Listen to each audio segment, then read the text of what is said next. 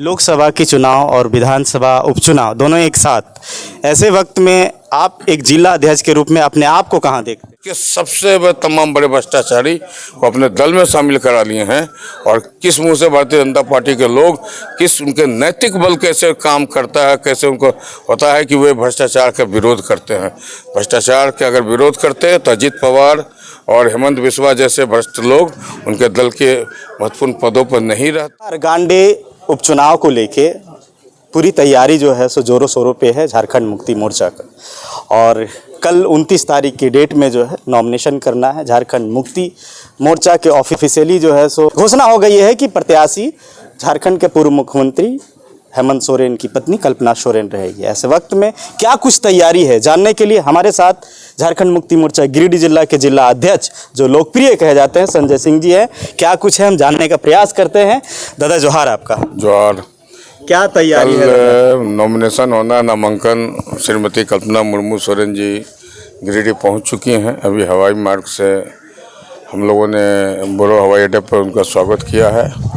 वे अपने आवासन स्थल पर पहुंच चुकी हैं और कल तैयारी संगठन के स्तर पर है कि पूरे गांडे प्रखंड के सभी 66 पंचायत के सभी गांवों से कम 1-2 गाड़ियां और पूरे ज़िले के तमाम आसपास के भी इलाके से उनके जो समर्थक हैं, शुभचिंतक हैं झारखंड मुक्ति मोर्चा के, और गठबंधन के भी जो समर्थक दल के साथी हैं, उनके भी कार्यकर्ता कल हजारों की तादाद में परपटाट पहुँचेंगे। और नामांकन प्रक्रिया के बाद एक आम सभा का भी आयोजन किया गया है, जिसमें माननीय मुख्यमंत्री चंपई सोरेन जी भी कल नामांकन के कार्यक्रम में आ रहे हैं। कल 11 बजे वो भी गिरिडीह पहुंचेंगे। उनके साथ बसंत सोरेन जी मंत्री हैं, कई और मंत्री की अनेक सूचना है। हफीजुल अंसारी साहब हैं, राज्यसभा के सांसद डॉक्टर सरफराज अहमद साहब हैं, सुदीप सोनू है, डॉक्टर इरफान अंसारी आएंगे, फरकान अंसारी साहब की अनेक सूचना है, राजद के गौतम सागर राणा जी हैं, माले के विनोद सिंह जी हैं, अन्य भी साथी और कांग्रेस के भी कई वरिष्ठ नेताओं की अनेक सूचना प्राप्त है। और लगभग 15 से 20 हज़ार की संख्या में कार्यकर्ता समर्थक जुटेंगे। आप कह रहे हैं कि 15 से 20 हज़ार की संख्या में, खबरों में जिस तरह से सामने निकल के आ रही है कि वो गुलाम महारैली जो रांची की थी उसके समकक्ष भीड़ इकट्ठा होने की कुछ ऐसा खबर? क्योंकि देखिए, रांची के मैदान बहुत बड़ी मैदान में आयोजन था और ये जो परपटाट का मैदान है 10,000 कैपेसिटी का मैदान है।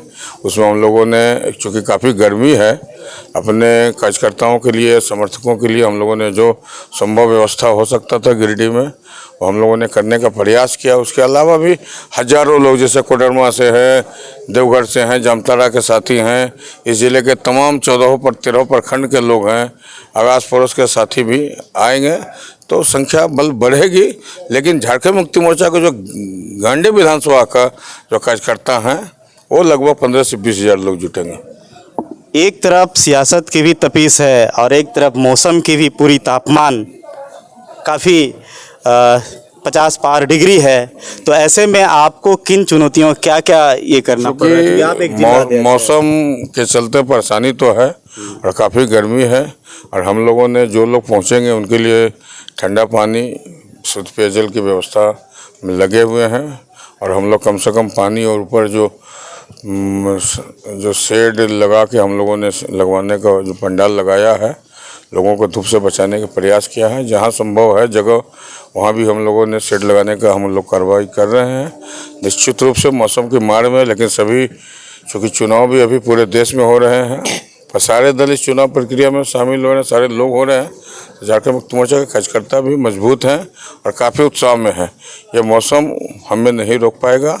लोग काफ़ी उत्साह से अपने नेता के स्वागत में, उनके नामांकन के कार्यक्रम में भाग लेंगे और अपना आशीर्वाद देंगे। लोकसभा के चुनाव और विधानसभा उपचुनाव दोनों एक साथ, ऐसे वक्त में आप एक जिला अध्यक्ष के रूप में अपने आप को कहाँ देखते हैं? चूँकि इस ज़िले में 2 लोकसभा के क्षेत्र हैं, गिरिडीह लोकसभा, कोडरमा लोकसभा और गांडे का उपचुनाव भी हो रहा है। 3 चुनाव है और तीनों चुनाव को मैं काफ़ी गंभीरता से संगठन ले रहा है। चूँकि गांडे उपचुनाव में हेमंत बाबू की पत्नी श्रीमती कल्पना सोरेन जी लड़ रही हैं, निश्चित रूप से पूरे राज्य और देश की मीडिया की नज़र है और कार्यकर्ता भी इसको काफ़ी उत्साह से इसे चुनौती के रूप में लेके इस चुनाव में लगे हुए हैं। और पूरे दल के भी लोग, लेकिन इसके अलावा भी कोडरमा लोकसभा और गिरिडीह लोकसभा में भी सभी कार्यकर्ता जिस क्षेत्र के हैं मजबूती के साथ लगे हुए हैं और डटे हैं। गांडे उपचुनाव में चुनौती क्या हो सकती है, क्या देख रहे हैं आप वहाँ? गांडे उपचुनाव में अभी तक तो कोई चुनौती जैसा हमको तो नहीं दिख रहा है।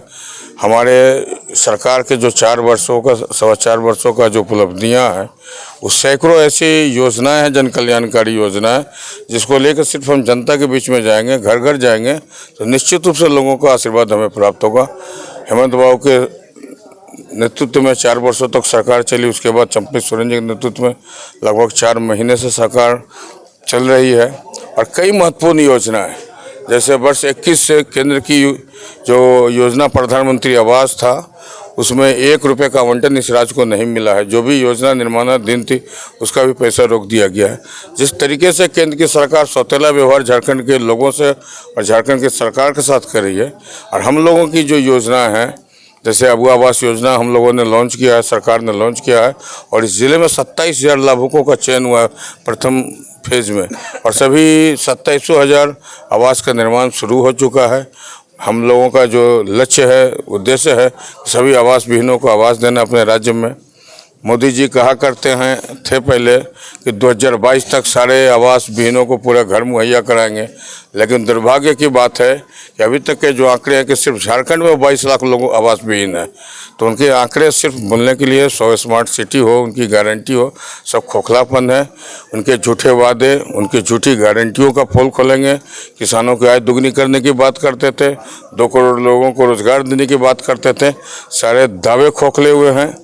अब जिस प्रकार से भ्रष्टाचार के विरोध बात करते हैं, लड़ाई की बात करते हैं, और देश के सबसे तमाम बड़े भ्रष्टाचारी को अपने दल में शामिल करा लिए हैं, और किस मुंह से भारतीय जनता पार्टी के लोग, किस उनके नैतिक बल कैसे काम करता है, कैसे उनको होता है कि वे भ्रष्टाचार का विरोध करते हैं।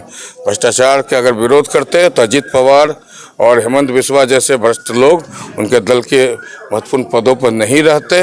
निश्चित रूप से चुनौती हम लोग उनको देते हैं, और जिन्हीं से नारा भी देख रहे हैं दिए हुए हैं, वो चलेगा। तो अभी तक 2 फेज के चुनाव में तो ये नहीं दिख रहा है। जनता उनको नकारने का काम कर रही है। सिर्फ झूठे वादे और छोटे दावों से जिसकी जनता समझ चुकी है कि फांसीवादी सरकार लोगों को लड़ाने और लोगों के बीच में विभेद पैदा करके अपना उल्लू सीधा करने का काम कर रही है। और जिस प्रकार से अपने कॉरपोरेट मित्रों के लिए आए दिन ये सरकार नए नए कानून उनके सुविधा अनुसार लाने का काम कर रही है, संविधान के साथ छेड़छाड़ करने का काम कर रही है, इस बार देश की जनता जग चुकी है और पूरे तमाम देश के सभी राज्यों में इसका विरोध हो रहा है। देखिए, आप एक जिला अध्यक्ष रहते, आपने 2019 में 3 विधायक दिए हैं। इस बार गांडे उपचुनाव है, क्या उम्मीद किया जा सकता है कि संजय सिंह ये भी जीत के देंगे बहुमत में? निश्चित रूप से और अच्छे अंतर से हम लोग ये जीतेंगे गांडे का उपचुनाव। इसके अलावा हम लोगों का निश्चित रूप से हम लोग गिरिडीह लोकसभा भी जीतने जा रहे हैं, और कोडरमा में भी श्रीमती अन्नपूर्णा देवी जी को कड़ा चुनौती गठबंधन के उम्मीदवार के द्वारा दिया जाएगा। चलिए, बहुत बहुत शुक्रिया दादा। तो गांडे उपचुनाव को लेके कल नामांकन पर्चा दाखिल करना है, और उसको उसी की तैयारी को लेके आज कल्पना मुर्मू सोरेन जी पहुंच चुकी हैं, और ये हमारी बातचीत थी यहाँ के जिला अध्यक्ष संजय सिंह जी से। क्या कुछ कहते हैं आप कमेंट में ज़रूर बताइएगा, और कल की क्या तस्वीर होगी वो भी आपके बीच में साझा करने का प्रयास किया जाएगा। मिलते हैं अगली कड़ी में। जोहार।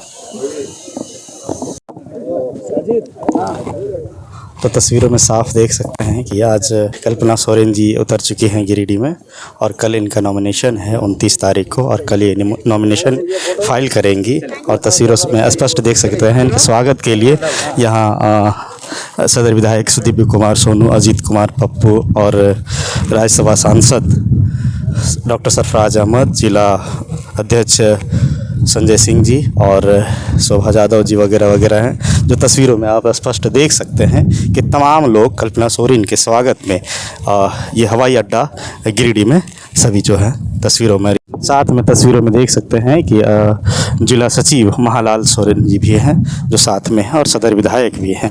क्या कुछ कहते हैं तस्वीरों में हम जानने का प्रयास करते हैं।